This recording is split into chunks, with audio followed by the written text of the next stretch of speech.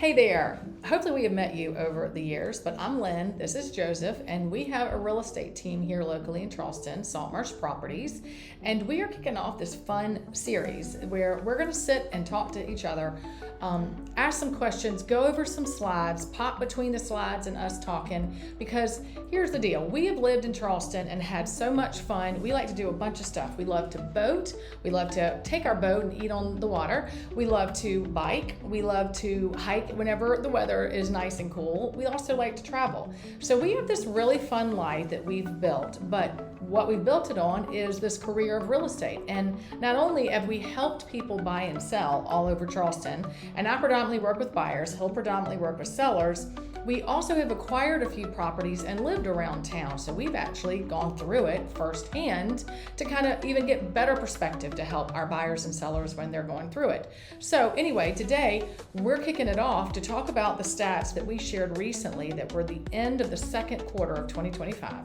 So Joseph's going to educate us a little bit because buying and selling in this market absolutely requires a skill set. It's a little bit different of a market than it's been, and you also need good education. So Joseph, educate us and tell us today. Absolutely. So we're going to go through just a couple of quick stats that I think are important because we're hearing a lot about the shift in the market and what's happening, and particularly as it relates to home selling. And there's a lot of misinformation out there just because people aren't digging deep enough into the market. And I think the first thing is pricing. Everyone thinks the prices are going down or they're not getting as much out of their home, and really nothing is pointing that direction. The appreciation has slowed down, but people are still getting a lot for their home. Now, the problem is what we're seeing is about 58% of the homes that closed in Q2 had to reduce their price on their home before they sold, which is a big number. They were overpriced when they started. Yeah, so now if you're looking at the market and saying 58% are overpriced, that's where the mindset shifts and people are thinking, oh my gosh, prices are going down. That doesn't mean prices are going down. It just means that us as sellers, we'll just include us in that,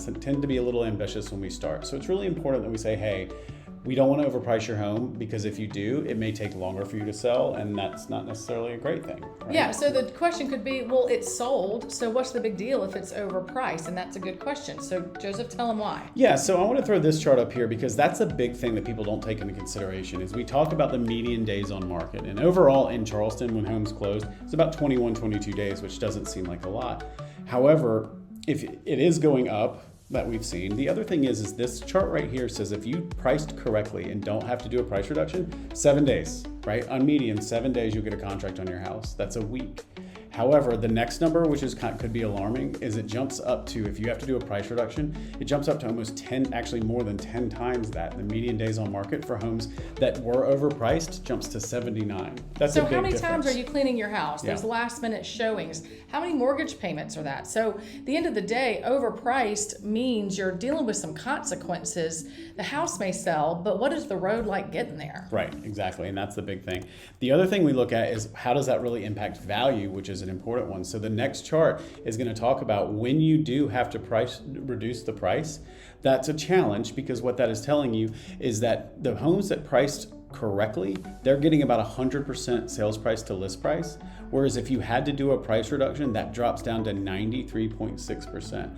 So that is a big change in the price right there of what you could expect to get from your original list price. That's and a big again, impact. back to the skill set, if there's a buyer's agent like I am sitting there looking at those numbers, and I'm going to turn to my buyer and I'm going to say, this is not sitting in that market value area, it's a little bit ahead of it. So either the buyer decides to wait till they see you drop that price, and then they're hoping that you're panicking a little bit. So again, you got to think about who's watching your numbers, because the skill set of a buyer's agent could hurt you a little bit. Yeah, 100%. And this last chart really explains that and into grave detail, right? We won't get into too much of this, but it's really just to show you this bright line up here is talking about how much they're getting of their original list price. This first 7 to 10 days is so important, because after that, you just start to see how much they're going to get list price to sales price. It's just going to start dropping, and you have just less and less chance of selling, right? I mean, we're still seeing almost over 20% of homes actually didn't sell that came on the market. So pricing is super important. And you made a really good point too, because if the buyers have a savvy agent, that agent's going to see that. So if you're on the market longer, they're going to look at these stats too. Yeah, we see your house come on the market, and then we immediately are like, let's just wait if it's not priced to sell. And if it is priced to sell, I'm saying to my client, let's write a contract and not play games. Let's get this thing off the market, right? Yep. So anyway, thank you for being with us today. Like we said, we are going to just keep talking over the course of the next couple of weeks about all the things that your real estate purchase can impact. Like, where are you in proximity to a boat ramp? You know, if you love to play pickleball or tennis like we do, where are some places that you can find that? We want to help you figure that out and have some fun doing it. So you'll see our phone numbers, our emails, anything. If you have any questions about where your house sits in the market, if you have any plans in the next year, we are here to be your resources. So please reach out to us. Yep. Thank you so much for your time. Y'all take care.